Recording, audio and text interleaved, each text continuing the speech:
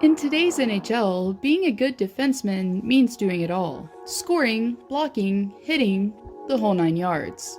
To back this up even further, the past 5 Norris Trophy winning D-men were notching 50 points or more. Therefore, we can conclusively say that as part of the game has evolved to more of this speed and skill version that we know today, so is the position. So, who's the slowest, least skilled defenseman with the fewest points? Well, that's what I'm intending to answer in this video, and you're probably wishing this intro would just end already.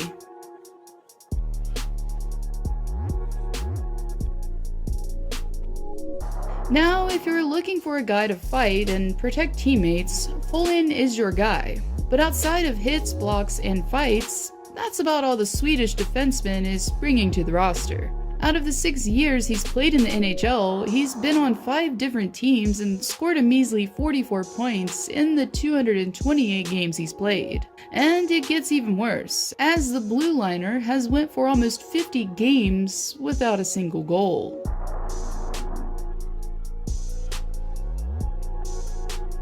In hindsight, it's pretty mind-boggling to me that this guy was selected in the first round, let alone 3rd pick overall, as the defenseman hasn't quite lived up to the hype and expectations that were thrust upon him years ago. Out of the 11 seasons he's played thus far, his career high is 30 points in 65 games played.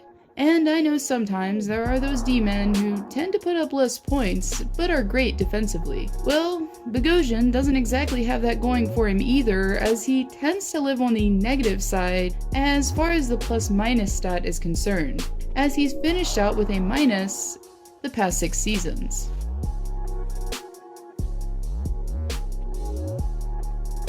And this is why Leafs fans can't have nice things on the back end.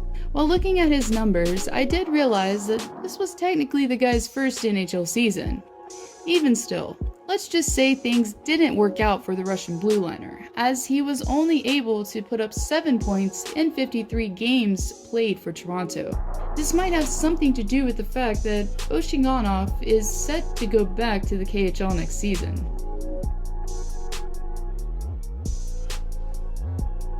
Well, I could try to sugarcoat this, but I'm just going to be brutally honest here. Kulikov's kinda bad. Don't get me wrong though, if you're looking for a player who can fight, block some shots, and hit, then he's your guy.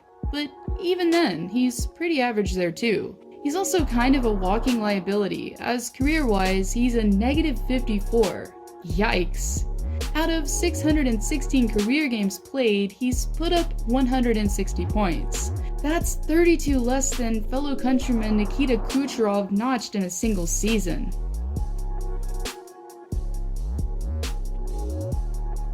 Okay, before you blast me in the comments section, hear me out.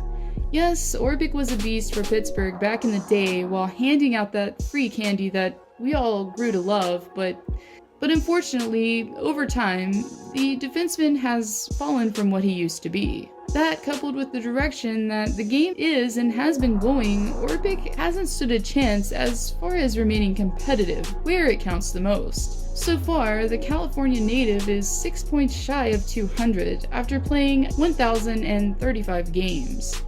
And last season, he had 31 turnovers with only 5 takeaways. Well, you guys knew this one was coming, and for good reason. He's big, slow, immobile, and, well, you get the picture. Scoring isn't his thing, neither is playing defense really, as he's currently a negative 90 in the plus-minus category.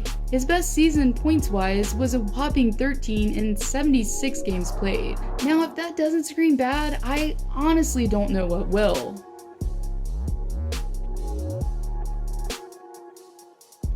In 7 years, the defenseman is currently playing for his 4th team, and so far, like before, he hasn't really stood out on the roster. After being traded from the Devils, Lovejoy has amassed 2 points in 20 games played.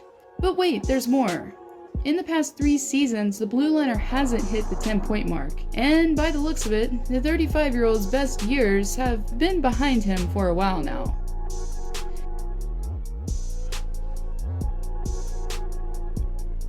Okay, so by now you're probably just noticing the trend here, as most on this list are behind on the times and aren't evolving with the game. Yet, here again, we have another defenseman that's great at being physical, but that's about it. If you're looking for points with Burakovsky, then you should probably be looking elsewhere, as the blue liner has notched a dismal 33 points in 322 games played. And to make it even worse, he's a negative 12 overall in his career. Oof.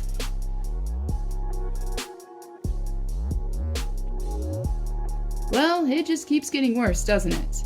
Another disappointment for the Penguins squad since coming to Pittsburgh is none other than Jack Johnson. Sometimes he looks decent, and others, more often than not, the guy moves as fast as Erik Karlsson while injured. He doesn't.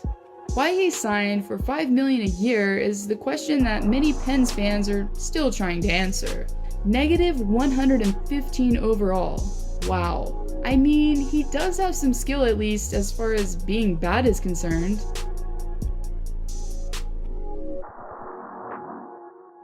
Well. There's a familiar face. As I've talked about this guy a handful of times now, but unfortunately for him, it's not because he's good. In fact, it's quite the opposite. There's been many better days for Phaneuf, as out of 67 games last season, the defenseman was only able to notch a measly 6 points.